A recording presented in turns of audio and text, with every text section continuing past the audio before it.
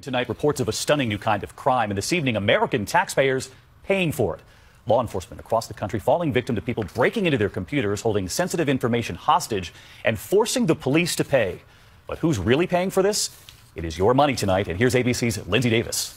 This Massachusetts Police Department forced to pay a ransom. It all started when the Tewksbury police received a threatening message like this. Our information was held hostage. Critical files locked, inaccessible, and a demand. Pay a $500 ransom or kiss critical data goodbye. The best option for us, even though it was the last and worst option for us, was to pay the ransom. This type of cybercrime so rampant, it's responsible for crippling more than 1 million computers, including those of police departments in Illinois, Tennessee, and New Hampshire. Hackers even demanded the city of Detroit pay $800,000, but the city refused to pay. We're worth money, all of us, because we're willing to pay for our computers to come back. ABC's Rebecca Jarvis spoke to a small business owner who paid the ransom after losing his company's files when an employee clicked on a suspicious email. I thought, we have backups, we're okay.